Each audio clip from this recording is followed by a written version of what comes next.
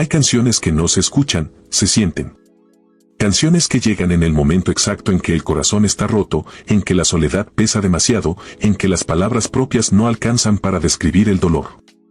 Y cuando eso pasa, cuando una canción te encuentra en tu momento más vulnerable y te dice exactamente lo que no podías decir, en ese momento crees que quien la escribió debe ser la persona más honesta del mundo. La más humana. La más verdadera. Eso es lo que millones de personas sintieron con Marco Antonio Solís. Durante más de 4 décadas, Marco construyó un imperio sobre una promesa silenciosa, la promesa de que sus canciones venían del alma. De que cada verso era una confesión. De que detrás de esa voz grave y cálida había un hombre que entendía el amor mejor que nadie. Un hombre que había amado profundamente, que había sufrido de verdad, que había llorado las mismas lágrimas que tú lloraste escuchándolo. Y la gente le creyó. Le creyó con una fe casi religiosa. Porque Marco no era solo un cantante. Era un símbolo. El poeta del pueblo. El hombre que ponía palabras a lo que nadie más podía decir. El compositor que entendía el alma latina mejor que ningún otro. Y esa imagen perfecta y cuidadosamente construida, lo convirtió en uno de los artistas más exitosos de la historia de la música en español. Discos de platino en 20 países. Estadios llenos en 3 continentes. Generaciones enteras que crecieron con su voz como banda sonora de sus vidas. Pero hay algo que Marco nunca contó. Algo que está enterrado debajo de todos esos discos, debajo de todos esos premios, debajo de esa sonrisa tranquila que proyecta en cada entrevista. Un secreto que involucra traición, ambición, una mujer que nunca recibió lo que merecía y una decisión que Marco tomó hace décadas y que cambió para siempre la vida de varias personas que confiaron en él. Hoy esa historia sale a la luz. No como ataque. No como rumor. Sino como lo que es, la verdad completa sobre el hombre detrás de las canciones. Sobre el precio real del éxito de Marco Antonio Solís. Y sobre quienes pagaron ese precio sin que nadie lo supiera jamás. Porque las canciones más hermosas a veces nacen de los actos más oscuros. Y esta es una de esas historias. Para entender lo que Marco Antonio Solís hizo, primero necesitas entender de dónde venía. Porque el origen de un hombre explica casi todo. Explica sus miedos, sus ambiciones, sus decisiones. Y el origen de Marco es una historia de pobreza, de talento precoz y de una familia que apostó todo por un sueño. Marco Antonio Solís Sosa nació el 29 de agosto de 1959 en Ario de Rosales, Michoacán. Un pueblo pequeño, polvoriento, donde las oportunidades no llegaban sino que había que salir a buscarlas lejos. Su familia era humilde.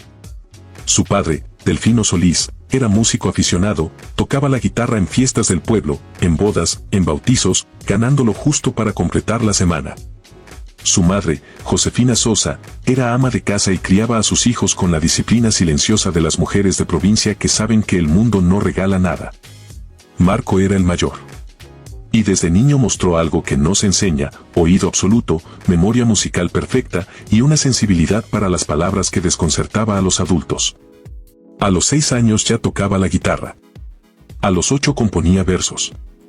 No canciones todavía, solo versos, rimas pequeñas que escribía en los márgenes de sus cuadernos escolares mientras los maestros hablaban de matemáticas. Pero había algo más en la familia Solís que marcaría el destino de Marco para siempre. Sus primos. Joel y Roberto Solís, hijos del tío Aurelio, vivían a pocas cuadras de la casa de Marco. Y los 3 crecieron juntos, inseparables, como hermanos de sangre aunque técnicamente fueran primos. Jugaban juntos, iban a la misma escuela, compartían la misma pasión por la música. Y juntos, siendo apenas adolescentes, tomaron una decisión que cambiaría sus vidas: formar un grupo. Esa decisión, tomada con la inocencia de 3 muchachos de provincia que todavía no sabían nada del mundo, fue el primer paso hacia la gloria. Y también hacia la traición. Porque cuando 3 personas construyen algo juntas desde cero, desde la nada absoluta, y luego una de ellas decide que el éxito le pertenece solo a ella, las otras 2 pagan un precio que ningún dinero puede compensar. Un precio que se llama invisibilidad. Que se llama olvido. Que se llama haber dado todo y recibir nada. Pero eso vendría después. Primero vendría la música. Primero vendría el sueño compartido. Primero vendría los Bukis. Los Bukis no nacieron de un día para otro. Nacieron del hambre. Del hambre literal de 3 muchachos de Michoacán que llegaron a Zamora con sus instrumentos, sin dinero, sin contactos, sin nada más que la convicción de que su música valía algo. Era 1975. Marco tenía 15 años. Joel y Roberto tenían 14 y 13. Y juntos, con otros músicos locales que se fueron sumando al proyecto, comenzaron a tocar en fiestas, en salones de baile, en cualquier lugar que les pagara aunque fuera para el camión de regreso a casa. Los primeros años fueron brutales. Tocaban en salones sin ventilación donde el calor era insoportable. Dormían en camiones de segunda clase viajando de pueblo en pueblo. Comían lo que alcanzaba, que a veces era muy poco. Y cobraban lo mínimo porque nadie los conocía y los organizadores de eventos los trataban como cualquier grupo de relleno, intercambiables, desechables. Pero Marco no se rendía. Tenía algo que sus primos reconocían claramente, una obsesión. Una obsesión con la perfección, con el sonido, con las letras. Mientras los demás descansaban después de los toques, Marco se quedaba despierto componiendo. Llenaba cuadernos enteros de letras. Probaba acordes durante horas. Buscaba ese sonido que tenía en la cabeza y que todavía no encontraba en las cuerdas. Y poco a poco, ese sonido fue apareciendo. El sonido de los Bukis era diferente. Tomaba la música grupera tradicional pero le añadía algo más suave, más melódico, más cercano al bolero romántico. Las letras de Marco no hablaban de caballos ni de corridos. Hablaban de amor, de desamor, de nostalgia. De cosas que la gente sentía pero no sabía decir. Y eso conectó. Primero conectó en Michoacán. Luego en Jalisco. Luego en todo el occidente de México. Para 1978 ya tenían su primer disco. Para 1980 ya eran conocidos en toda la República. Para 1983 eran el grupo más popular de México. Y en todo ese camino, Joel y Roberto estuvieron ahí. Tocando, grabando, viajando, sufriendo y celebrando junto a Marco. Construyendo algo que los tres sentían como propio. Esa sensación de propiedad compartida era real. Pero solo para 2 de ellos. Hay un momento en la vida de todo artista exitoso en que el éxito deja de ser una celebración y se convierte en un espejo. Un espejo que muestra no solo lo que lograste sino lo que estás dispuesto a hacer para conservarlo. Para hacerlo crecer. Para asegurarte de que nunca desaparezca. Para Marco Antonio Solís ese momento llegó a principios de los años 80. Los Bukis ya eran famosos. Ya llenaban palenques, ya sonaban en la radio, ya vendían discos en cantidades que ninguno de ellos había imaginado cuando tocaban en salones de Zamora por unos cuantos pesos. Y con la fama llegaron las decisiones. Decisiones sobre el dinero, sobre la dirección musical, sobre quién mandaba dentro del grupo. Y ahí empezaron los problemas. Porque los Bukis en papel era un proyecto colectivo. Pero en la práctica Marco lo controlaba todo. Marco componía las canciones. Marco tomaba las decisiones de arreglos musicales. Marco hablaba con las disqueras. Marco era la cara pública del grupo en las entrevistas. Y eso generaba una tensión silenciosa que nadie nombraba pero que todos sentían. Joel y Roberto empezaron a notar algo inquietante. Los contratos llegaban a nombre de Marco. Los royalties de las canciones, que eran composiciones de Marco, se distribuían de una manera que no necesariamente reflejaba el trabajo colectivo de construcción del grupo. Las decisiones importantes se tomaban sin consultarlos. Y cuando preguntaban, Marco tenía siempre una respuesta tranquila, razonable, que cerraba la conversación sin resolverla. Marco era inteligente. Extraordinariamente inteligente. No necesitaba gritar ni amenazar.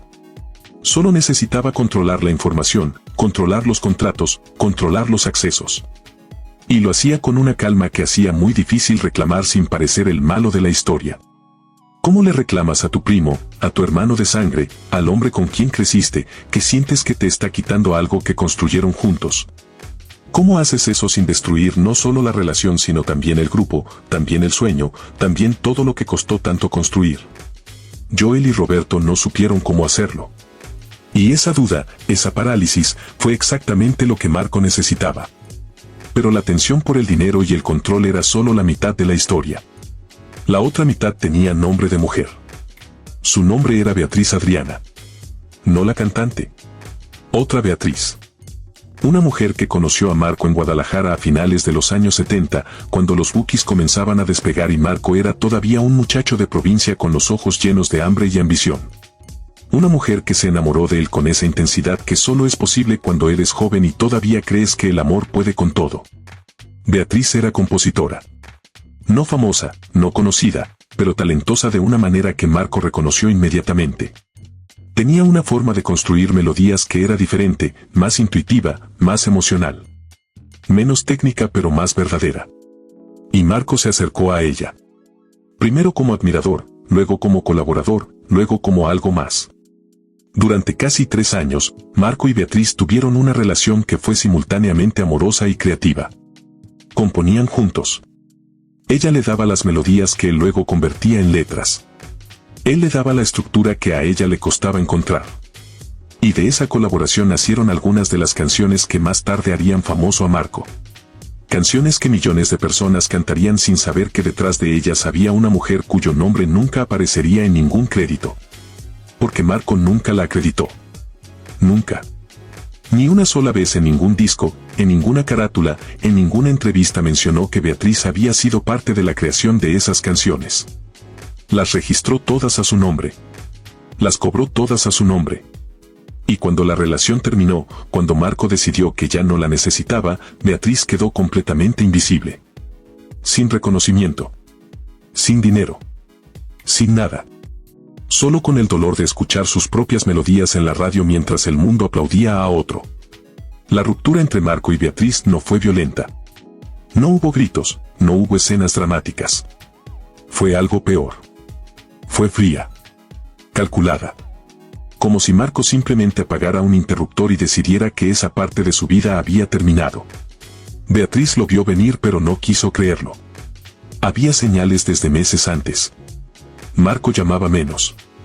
Las sesiones de composición que antes duraban horas se volvieron más cortas, más infrecuentes. Y cuando Beatriz preguntaba qué pasaba, Marco decía que estaba ocupado, que el grupo demandaba mucho tiempo, que pronto las cosas mejorarían. Pero no mejoraron. En 1982, Marco conoció a quien sería su primera esposa.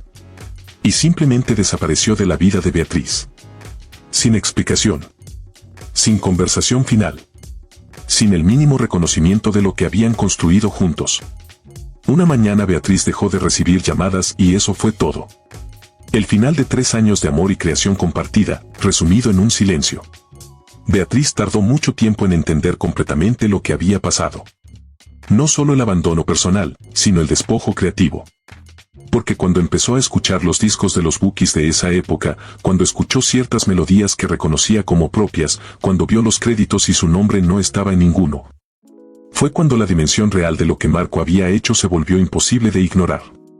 Intentó reclamar.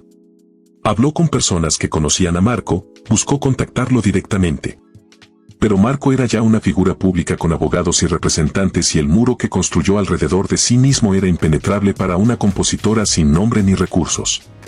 Beatriz nunca obtuvo justicia. Nunca recibió un solo peso por las melodías que creó. Y guardó ese dolor durante décadas, contándoselo solo a personas muy cercanas, sin atreverse a hacerlo público porque sabía perfectamente que en ese mundo, la palabra de una desconocida contra la de Marco Antonio Solís no valía nada. Y Marco siguió adelante. Siguió componiendo. Siguió triunfando. Como si Beatriz nunca hubiera existido. Para mediados de los años 80, los Bukis eran un fenómeno sin precedente en la música popular mexicana. Vendían millones de discos. Sus giras recorrían no solo México sino toda América Latina y el mercado hispano de Estados Unidos. Y Marco era indiscutiblemente el centro gravitacional de todo ese universo. Pero dentro del grupo, la situación se había vuelto insostenible. Joel y Roberto llevaban años acumulando una frustración que ya no podían contener. Las conversaciones sobre dinero y crédito se habían vuelto tensas, frecuentes y circulares. Marco escuchaba, prometía revisar, prometía que las cosas cambiarían, y luego nada cambiaba. El patrón se repetía con una regularidad que ya no podía atribuirse a descuidos o malentendidos. Era una estrategia. Y Joel fue el primero en nombrarlo en voz alta. En una reunión a finales de 1987, según testimonios de personas que estuvieron presentes, Joel le dijo a Marco directamente: «Tú nos estás usando». somos el instrumento de tu carrera pero no somos tus socios. Nunca lo fuimos. Marco no se alteró. Esa era su habilidad más peligrosa, mantener la calma cuando otros perdían el control. Le respondió con serenidad que todo lo que había construido lo había construido con su talento, con sus canciones, con su trabajo. Que si alguien tenía problemas con eso, las puertas estaban abiertas. Esa respuesta fue una declaración de guerra envuelta en cortesía. Porque Marco sabía algo que Joel y Roberto tardaron en aceptar, legalmente, él tenía todo. Los derechos de las canciones eran suyos. Los contratos principales estaban a su nombre. Si Joel y Roberto se iban con sus instrumentos y con sus recuerdos. Nada más. Y eso fue exactamente lo que pasó. La separación llegó en etapas, dolorosa y silenciosa, como todas las traiciones que ocurren entre personas que se amaron. Joel salió primero. Roberto después. Y los Bukis continuaron, porque los Bukis en realidad siempre había sido Marco. Los demás eran intercambiables. El grupo que tres primos construyeron desde la nada en Michoacán terminó perteneciendo solo a uno de ellos. Cuando Joel y Roberto salieron de los Bukis, el mundo no se enteró de la verdadera razón. La versión oficial fue siempre vaga, diplomática, diferencias creativas, proyectos personales, decisiones mutuas. El lenguaje de las separaciones amigables que en realidad no lo son. Y Marco fue muy hábil en construir esa narrativa. En las entrevistas de esa época, Marco hablaba de sus primos con afecto, con respeto, con esa calidez calculada que proyectaba en todo lo que hacía públicamente. Decía que los quería, que les deseaba lo mejor, que el cariño familiar estaba por encima de cualquier diferencia profesional. Y los periodistas lo creían porque Marco era encantador y porque nadie del otro lado estaba contando su versión. Joel y Roberto guardaron silencio durante años. Silencio que Marco interpretó públicamente como confirmación de que todo había sido amistoso. Pero ese silencio no era paz. Era la resignación de dos hombres que sabían la verdad pero también sabían que decirla no les devolvería nada. Mientras tanto, Marco lanzó su carrera solista con una energía que confirmaba que había estado esperando ese momento. El primer disco como solista llegó en 1996 y fue un éxito inmediato. Las canciones tenían la misma firma emocional que había hecho famosos a los Bukis, pero ahora toda la gloria era exclusivamente suya. Ningún primo, ningún compañero de grupo, ninguna voz que pudiera reclamar parte del mérito. Solo Marco. Solo su nombre en los carteles, en los discos, en las marquesinas de los estadios. Y el público lo recibió con los brazos abiertos porque el público no sabía lo que había costado llegar ahí. No sabía sobre Beatriz y sus melodías sin crédito. No sabía sobre Joel y Roberto y los años de trabajo que nunca fueron compensados justamente. No sabía nada de lo que estaba debajo de esa voz que los hacía llorar cada domingo por la tarde. El arte de Marco era genuino. Eso nadie puede negarlo. Pero el camino que lo llevó hasta ahí estaba sembrado de personas que él dejó atrás. Hay una pregunta que surge inevitable en este punto de la historia. ¿Era Marco Antonio Solís un villano consciente o simplemente un hombre extraordinariamente ambicioso que priorizó su carrera sobre todo y sobre todos? La respuesta, como casi siempre en las historias reales, es incómoda. Porque Marco no era el monstruo frío que destruye a otros por placer. Era algo más complejo y en cierto modo más difícil de juzgar. Era un hombre que venía de la pobreza más absoluta, que había visto de cerca lo que significa no tener nada, y que había tomado la decisión de que nunca volvería a ese lugar. A cualquier costo. Esa decisión la tomó muy joven. Posiblemente sin tener plena conciencia de todas sus implicaciones. Y la fue ejecutando con una consistencia que, vista desde fuera y con el tiempo suficiente, revela un patrón claro. Las personas que fueron útiles para su ascenso, mientras fueron útiles, recibieron su cercanía, su afecto, su generosidad incluso. Marco no era tacaño ni cruel en lo cotidiano. Era cálido, era divertido, era el tipo de persona con quien querías estar. Eso hacía todo más confuso para quienes estaban cerca de él. Pero cuando dejaban de ser útiles, cuando se volvían un obstáculo o simplemente un peso que cargar, Marco lo soltaba. Sin drama, sin crueldad explícita. Simplemente lo soltaba y seguía caminando. Y la distancia entre él y ellos crecía con la misma velocidad con que crecía su fama. Beatriz lo vivió así. Joel y Roberto lo vivieron así. Y hubo otros, menos conocidos, que también lo vivieron así y cuyos nombres nunca llegarán a ninguna historia porque eso también forma parte del patrón. Marco era muy cuidadoso en asegurarse de que los testimonios inconvenientes se quedaran en el silencio. No mediante amenazas directas. Mediante algo más efectivo, el olvido sistemático. Si no los nombras, no existen. En 1993, en el apogeo de los Bukis, antes de la separación definitiva, ocurrió algo que muy poca gente sabe y que es quizás la pieza más reveladora del carácter real de Marco Antonio Solís. Ese año, una joven compositora llamada Verónica Cisneros llegó a Guadalajara buscando abrirse camino en la industria musical.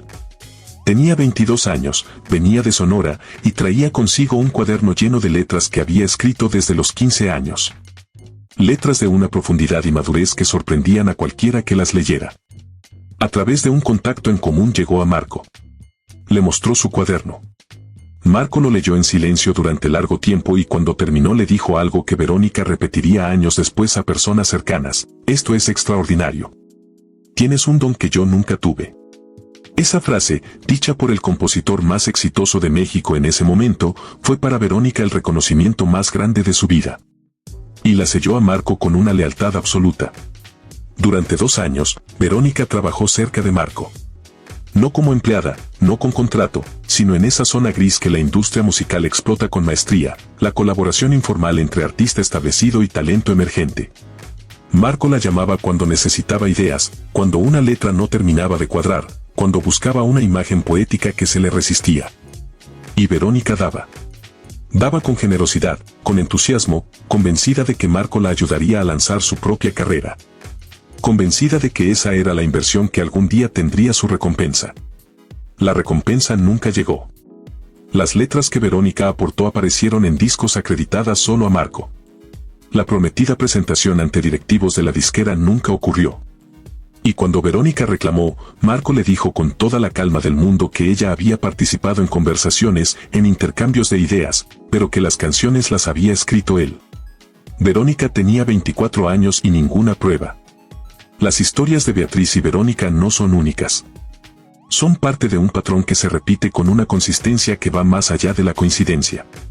A lo largo de los años, varias personas del entorno musical de Marco han descrito de manera independiente una dinámica similar. Un acercamiento inicial lleno de calidez y reconocimiento genuino. Una fase de colaboración intensa donde el talento de la otra persona fluye libremente. Y luego una desaparición gradual, un enfriamiento que termina en invisibilidad completa.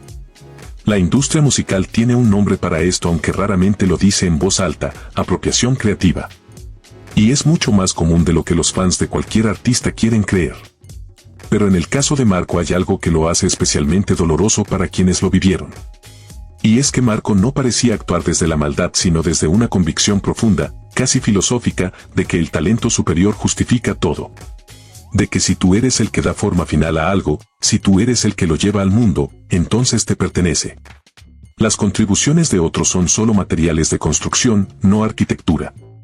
Esa convicción, que en cierta forma es la lógica del genio solitario que el mundo del arte romantiza constantemente, le permitió a Marco hacer lo que hizo sin sentirse necesariamente culpable. En su propia narrativa interna, él era el artista. Los demás eran colaboradores secundarios que debían sentirse afortunados de haber estado cerca de algo grande. Y lo más perturbador de todo es que el mundo le dio la razón. El mundo compró esa narrativa completamente. Porque las canciones llegaron, y llegaron con su nombre, y cambiaron vidas, y hicieron llorar a millones. Y en la lógica del éxito masivo, el resultado justifica los medios con una brutalidad silenciosa que nadie discute. Nadie excepto quienes pagaron el costo. Mientras todo esto ocurría en las sombras, la imagen pública de Marco crecía en la dirección exactamente opuesta. Las entrevistas de esa época lo mostraban como un hombre profundamente humilde, agradecido, espiritual. Hablaba de Dios con frecuencia. Hablaba de su familia con ternura visible. Hablaba de sus fans con una devoción que parecía completamente sincera. Y cuando le preguntaban sobre sus canciones, sobre de dónde venían, Marco tenía siempre la misma respuesta: venían del dolor, venían de la experiencia vivida, venían de un lugar honesto dentro de él. Y la gente lo creía porque era encantador al decirlo. Porque había algo en la forma en que Marco hablaba que transmitía autenticidad. Esa es quizás su habilidad más extraordinaria, la capacidad de parecer completamente verdadero incluso cuando está construyendo una ficción. En 1996, con el lanzamiento de su carrera solista, esa imagen alcanzó su punto más alto. El disco fue un fenómeno. Las canciones eran exactamente lo que el público esperaba, letras de una profundidad emotiva que parecían escritas específicamente para el momento más vulnerable de cada oyente. Y Marco promovió ese disco con una campaña de imagen que lo posicionaba no solo como artista sino como filósofo popular, como voz de la experiencia colectiva del pueblo latino. Las entrevistas de esa promoción son un estudio fascinante en la construcción de una persona pública. Marco hablaba de sus canciones como si cada una fuera un pedazo de su alma arrancado con dolor. Describía el proceso creativo como algo solitario, casi místico, como si las letras llegaran a él en momentos de silencio profundo. En ninguna de esas entrevistas mencionó a Beatriz. No mencionó a Verónica. No mencionó a nadie más. Solo él y sus canciones y el silencio donde las encontraba. En el año 2000, Joel Solís habló. No públicamente. No en entrevistas ni en declaraciones a la prensa. Lo hizo en privado, en una conversación con un periodista musical de Guadalajara que llevaba años investigando los secretos de la industria grupera mexicana. Una conversación que el periodista grabó con el conocimiento de Joel y que guardó durante años esperando el momento adecuado. En esa grabación, Joel describía con detalle y con una calma que hacía la narración más devastadora, cómo habían sido los años finales dentro de los Bukis. Cómo Marco había ido construyendo una estructura legal alrededor del grupo que dejaba a sus primos sin poder real de decisión. Cómo las promesas de revisar los acuerdos económicos se repetían ciclo tras ciclo sin que nada cambiara. Cómo la sensación de ser empleados de su propio proyecto fue volviéndose imposible de ignorar. Pero lo más impactante de esa grabación no era el relato de la injusticia económica. Era algo más personal. Joel describía el momento exacto en que entendió que Marco ya no lo veía como primo ni como hermano sino como un elemento más del engranaje. Una conversación específica donde Marco, creyendo que Joel no entendería completamente lo que decía, reveló accidentalmente cómo pensaba en las personas que lo rodeaban, en términos de utilidad. Joel dijo en esa grabación, fue como ver a alguien que conoces toda tu vida y darte cuenta de que nunca lo conociste realmente. Que la persona que creías que era nunca existió. Que siempre fue una versión calculada de sí mismo. Esa frase resumía algo que todos los que habían estado cerca de Marco y luego habían sido dejados atrás sentían pero no habían podido articular. Marco era real. Su talento era real. Su música era real. Pero la persona que mostraba al mundo era, en parte importante, una construcción. Una construcción brillante, convincente, sostenida durante décadas con una consistencia admirable. Pero una construcción al fin. Roberto Solís nunca habló. Ni en grabaciones privadas ni en declaraciones públicas ni en entrevistas de ningún tipo sobre lo que pasó dentro de los Bukis y sobre su relación final con Marco. Ese silencio de Roberto es quizás más elocuente que cualquier testimonio. Porque Roberto era el más cercano emocionalmente a Marco de los dos primos. Eran casi de la misma edad y habían crecido con una conexión especial. Una de esas amistades de infancia que forman parte de la identidad de una persona de manera tan profunda que perderla equivale a perder una parte de uno mismo. Cuando la separación llegó, Roberto la vivió como un duelo. No solo el duelo del grupo, no solo el duelo de los sueños compartidos. El duelo de haber perdido a su hermano. Porque eso era Marco para Roberto, su hermano. Y Marco lo supo. Y según personas que conocían a ambos, esa conciencia no lo detuvo. La usó. Usó el amor de Roberto para prolongar la situación más tiempo del que Joel hubiera tolerado. Porque Roberto cedía donde Joel confrontaba. Roberto esperaba donde Joel exigía. Roberto perdonaba donde Joel recordaba. Hasta que un día Roberto también se rindió. No de manera ruidosa. Simplemente se alejó. Volvió a Michoacán, retomó una vida más tranquila, lejos de los escenarios y de la industria. Y Marco siguió adelante sin mirar atrás. La última vez que Joel y Roberto aparecieron en el mismo escenario que Marco fue en la reunión de los Bukis en 2021, que generó una euforia colectiva en millones de fans que veían el reencuentro como la confirmación de que todo había sido solo una pausa y que el cariño entre ellos siempre había estado ahí. Quizás lo estaba. El corazón humano es capaz de amar y resentir al mismo tiempo con una intensidad que la lógica no puede resolver.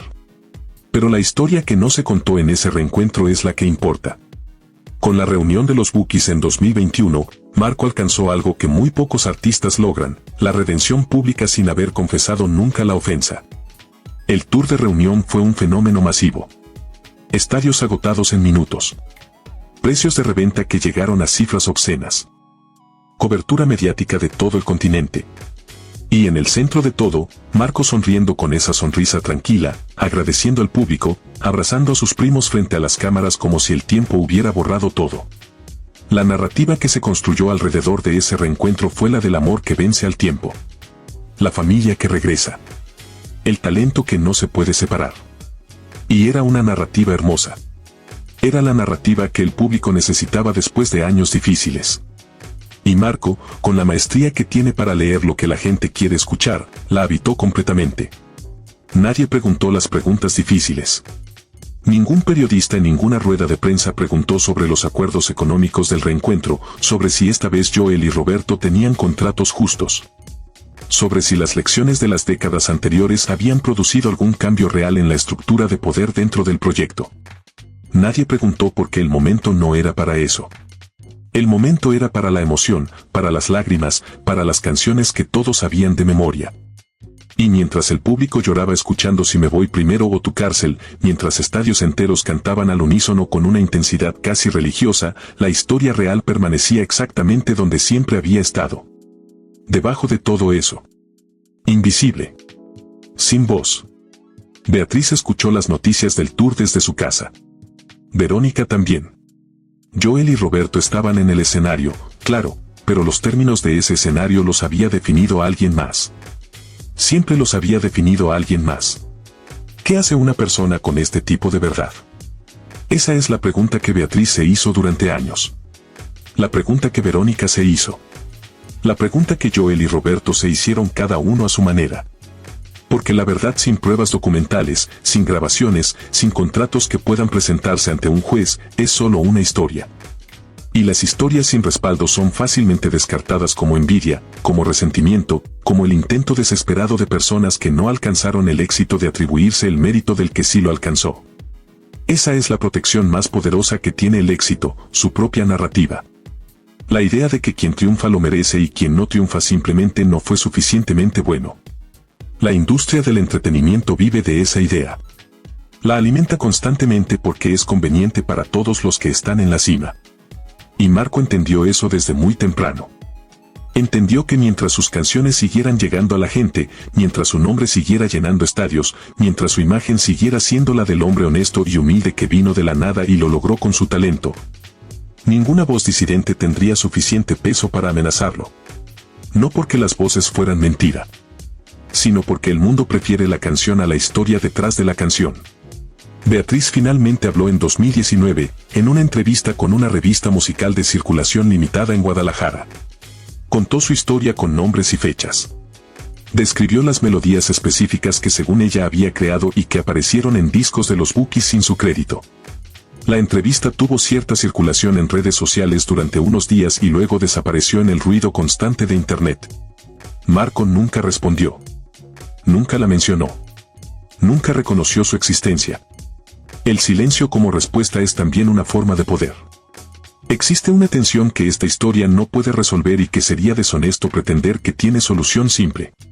Marco Antonio Solís es genuinamente uno de los compositores más talentosos que ha dado la música popular en español. Eso no es construcción ni exageración. Es un hecho que la trascendencia de su obra confirma generación tras generación. Sus canciones han acompañado a personas en los momentos más importantes de sus vidas. Han dado palabras al amor, al desamor, a la pérdida, a la esperanza. Han hecho un bien real en el mundo de una manera que muy pocos artistas logran. Y al mismo tiempo, el camino que construyó hacia esa trascendencia dejó heridas reales en personas reales. Personas que confiaron en él. Que lo amaron. Que contribuyeron a lo que él es y que nunca recibieron el reconocimiento que merecían. Ambas cosas son verdad simultáneamente. Y esa simultaneidad es incómoda porque nos obliga a hacernos preguntas que la cultura del fandom generalmente rechaza. ¿Puede separarse el arte del artista? ¿Cambia algo en la experiencia de escuchar Si me voy primero saber que quizás parte de esa melodía nació en la cabeza de una mujer que nunca fue reconocida? ¿Cambia algo saber que los primos que construyeron ese sonido junto a Marco fueron dejados atrás cuando ya no eran necesarios? Para algunos, no cambia nada. El arte existe independientemente de quién lo creó y cómo lo creó. La canción es la canción. Para otros, saberlo cambia todo. Porque el arte no existe en el vacío. Existe en la relación entre el creador y quien lo recibe. Y esa relación se basa en una confianza. La confianza de que lo que te están dando es verdadero. ¿Y si parte de lo que te dieron no era completamente suyo para dar? Las canciones siguen sonando. Eso es lo primero que hay que decir al final de esta historia, porque sería deshonesto terminar con una condena que ignore esa realidad. Las canciones de Marco Antonio Solís siguen sonando en las cocinas, en los autos, en las bodas, en los velorios, en todos esos momentos donde la vida necesita una voz que la acompañe. Y seguirán sonando mucho después de que esta historia sea olvidada. Porque eso es lo que hace el arte verdadero, sobrevive. Pero la pregunta que esta historia deja flotando no es sobre las canciones. Es sobre nosotros. Sobre lo que elegimos saber y lo que elegimos ignorar cuando amamos el trabajo de alguien. Sobre el pacto silencioso que hacemos con los artistas que admiramos, el pacto de no mirar demasiado de cerca, de no preguntar demasiado. De dejar que la magia permanezca intacta aunque sospechemos que detrás de ella hay algo que preferiríamos no ver. Marco Antonio Solís construyó su imperio sobre ese pacto. Sobre la disposición del público a amarlo sin condiciones, a recibir sus canciones como regalos puros sin preguntarse qué costaron ni quién pagó el precio. Y millones de personas hicieron ese trato. Lo siguen haciendo. Beatriz vive en Guadalajara. Tiene más de 60 años. Escucha sus melodías en la radio a veces, cuando no puede evitarlo, y siente algo que ya no es exactamente dolor sino algo más extraño, la sensación de haber existido en algo enorme e invisible al mismo tiempo. Joel y Roberto existen en la periferia de una historia que construyeron desde el centro. Verónica dejó la música hace años. Y Marco sigue en los escenarios. Sigue llenando estadios. Sigue cantando con esa voz que hace creer a quien la escucha que existe alguien en el mundo que entiende exactamente lo que siente. Quizás eso, al final, es también una forma de verdad. Quizás el arte más poderoso siempre carga con sombras que el público no ve. Y quizás la pregunta no es si Marco merecía llegar donde llegó. La pregunta es quiénes merecían llegar con él. Y no llegaron. Hay algo que esta historia ha dejado pendiente. Algo que aparece entre las líneas de todo lo que se ha contado pero que nunca se ha nombrado directamente. Y es esto: Marco Antonio Solís nunca fue expuesto. Nunca enfrentó consecuencias públicas. Nunca tuvo que pararse frente a una cámara y responder por lo que hizo con Beatriz, con Verónica, con Joel, con Roberto. Y eso no es un accidente. Es el resultado de un sistema que funciona exactamente como Marco sabía que funcionaba cuando tomó cada una de sus decisiones. Un sistema donde el éxito masivo crea una armadura casi impenetrable. Donde la industria musical protege a sus figuras más rentables con la misma ferocidad con que Televisa protegía a Raúl Velasco. Donde los abogados, los representantes, los directivos de las disqueras y los medios de comunicación forman un círculo que mantiene alejadas las verdades inconvenientes. Marco tuvo ese círculo desde muy temprano.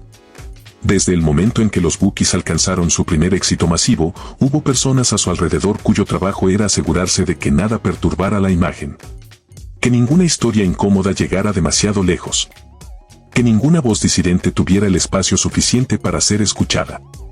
Y funcionó. Funcionó durante 40 años con una eficiencia que es en sí misma una forma de arte. Porque mantener un secreto durante 40 años en la era de la información, en la era de las redes sociales, en la era donde cualquier persona con un teléfono puede publicar lo que sabe, requiere no solo dinero y abogados sino algo más sutil, la capacidad de hacer que las personas que saben la verdad sientan que contarla no vale la pena. Que el costo de hablar es mayor que el costo de callar. Beatriz lo sintió así. Verónica también. Joel durante años. Roberto quizás para siempre. Y mientras ellos callaban, el sistema seguía funcionando. Seguía produciendo discos, seguía llenando estadios, seguía construyendo el legado. Un legado construido también sobre ese silencio. En 2015, una investigación periodística que nunca llegó a publicarse completamente reconstruyó parte de la historia financiera de los Bukis durante sus años de mayor éxito. Los hallazgos eran reveladores. Según documentos consultados por los periodistas que trabajaron en esa investigación, los contratos discográficos de los Bukis durante los años 80 y principios de los 90 estaban estructurados de una manera que concentraba la mayor parte de los ingresos por derechos de autor en una sola persona: Marco Antonio Solís, en su calidad de compositor registrado de prácticamente todas las canciones del grupo. Los demás integrantes, incluyendo Joel y Roberto, recibían salarios como músicos. No participaciones como socios creativos. No porcentajes de los derechos de las canciones que ayudaron a construir. Salarios. Como empleados. Esa distinción, aparentemente técnica y legal, tiene implicaciones enormes. Significa que cada vez que una canción de los Bukis sonó en la radio, cada vez que un disco se vendió, cada vez que una canción fue licenciada para una película o un comercial, el dinero generado por esos derechos fue a una sola dirección. La investigación también documentó algo más. Cuando Joel y Roberto salieron del grupo, no recibieron ninguna compensación por los años de trabajo que habían construido el valor de marca de los Bukis. Salieron sin participación en el catálogo, sin derecho sobre el nombre del grupo, sin nada que reflejara su contribución a la construcción de uno de los proyectos musicales más exitosos de México. Los periodistas intentaron contactar a Marco para obtener su versión. El representante respondió con un comunicado estándar que no respondía a ninguna pregunta específica. La investigación fue archivada. Nunca publicada en su forma completa. El sistema funcionó una vez más. Existe una generación entera que creció con Marco Antonio Solís como banda sonora de su infancia y adolescencia. Una generación que aprendió a entender el amor, la pérdida y la nostalgia a través de sus canciones. Una generación para quien el nombre Marco Antonio Solís no es solo el nombre de un artista sino una referencia emocional profunda, una coordenada en el mapa de su propia historia personal. Para esa generación, esta historia es difícil de recibir. Y eso es comprensible. Completamente comprensible. Porque cuando amamos el trabajo de alguien de esa manera, cuando sus canciones han estado presentes en los momentos más importantes de nuestra vida, ese artista deja de ser una persona y se convierte en algo más parecido a un símbolo. Y los símbolos no deben tener grietas. No deben tener historias oscuras. No deben tener víctimas. Pero las personas sí. Las personas reales, complejas, con ambiciones y miedos y decisiones que no siempre fueron correctas, sí tienen todo eso. Marco Antonio Solís es una persona. No un símbolo. Y como persona hizo cosas extraordinarias y también hizo cosas que lastimaron a otros de manera real y documentable. Ambas verdades coexisten en el mismo ser humano con la misma incomodidad con que coexisten en casi cualquier historia de éxito masivo si uno se toma el tiempo de mirar debajo de la superficie. La pregunta que cada oyente debe responder por sí mismo es qué hacer con esa coexistencia. Algunos elegirán separar completamente al artista de la persona y seguir recibiendo las canciones con la misma entrega de siempre. Eso es válido. El arte tiene una existencia propia que trasciende las circunstancias de su creación. Otros sentirán que saber lo que saben cambia algo. Que las canciones suenan diferente ahora. Que la voz que creían conocer revela en este nuevo contexto un matiz que antes no podían percibir. Eso también es válido. Quizás más honesto. Si Beatriz pudiera hablarle a Marco hoy, ¿qué le diría? Esa pregunta se la hicieron en la entrevista de 2019. Y Beatriz guardó silencio durante un momento largo antes de responder. Luego dijo algo que nadie esperaba. No dijo que lo odiaba. No dijo que quería justicia o compensación o reconocimiento público. Dijo, le preguntaría si recuerda. Si en algún momento de su vida, en algún momento de silencio verdadero, recuerda de dónde vinieron ciertas cosas. Si sabe que las recuerda. Esa respuesta es devastadora en su precisión. Porque lo más doloroso para Beatriz, según explicó en esa misma entrevista, no era el dinero que nunca recibió ni el crédito que nunca llegó. Era la posibilidad de que Marco hubiera borrado completamente su contribución de su propia memoria. Que el mecanismo de apropiación fuera tan completo que incluía la reescritura interna de la historia. Que Marco realmente creyera, en algún nivel, que había creado esas canciones solo. Porque si eso era así, si Marco había logrado convencerse a sí mismo de esa versión, entonces no había ninguna posibilidad de reconocimiento. No porque no quisiera darlo, sino porque genuinamente no veía nada que reconocer. Y esa posibilidad, la del artista que absorbe las contribuciones ajenas tan completamente que las incorpora a su propia narrativa creativa como si siempre hubieran sido suyas. Es quizás la forma más profunda y más difícil de nombrar de lo que ocurrió. No robo consciente. Algo más complicado. Una forma de apropiación que el ego creativo hace posible y que la industria del arte, con su culto al genio individual, hace inevitable. Beatriz cerró esa parte de la entrevista con una frase que quedó grabada en quien la escuchó: yo sé lo que hice. Eso no me lo puede quitar nadie. Ni siquiera él. Al final de todas las historias sobre poder, talento y las personas que quedan invisibles en el camino del éxito, siempre hay una pregunta que el tiempo no resuelve sino que agudiza. ¿Para qué sirve la verdad cuando llega tarde? No sirve para devolver los años. No sirve para restaurar las carreras que no fueron. No sirve para que Beatriz escuche sus melodías en la radio con el nombre que debería tener. No sirve para que Joel y Roberto reciban retroactivamente la participación justa en algo que construyeron. No sirve para que Verónica recupere las letras que escribió con 22 años llena de esperanza. La verdad que llega tarde no repara. Pero hace algo que tiene su propio valor, más difícil de medir pero real. Nombra. Nombra a las personas que el éxito borró. Les devuelve la existencia dentro de la historia, aunque sea en los márgenes, aunque sea en un video de YouTube que verán algunos y olvidarán muchos. La saca del silencio aunque sea por un momento. Y ese momento importa porque el silencio es la forma más completa de inexistencia. Beatriz existió. Compuso melodías que hoy millones de personas conocen sin saber su nombre. Verónica existió. Escribió letras con una profundidad que un hombre más poderoso que ella tomó sin permiso. Joel y Roberto existieron. Construyeron desde cero, con sus manos y su talento y sus años de sacrificio, algo que el mundo recuerda con el nombre de otro. Ellos existieron. Esta historia los nombra. Y eso, aunque no sea suficiente, aunque no se acerque siquiera a la justicia que merecían, es lo mínimo que puede hacerse. Las canciones de Marco Antonio Solís seguirán sonando. Seguirán llegando al corazón de millones de personas en sus momentos más vulnerables. Seguirán siendo reales en su impacto, genuinas en su emoción, verdaderas en lo que despiertan. Y debajo de todo eso, en el lugar donde las historias verdaderas viven antes de ser contadas, estarán siempre ellos. Los que hicieron posible la magia. Los que nunca recibieron el aplauso. Los que existieron en silencio para que otro existiera en la luz.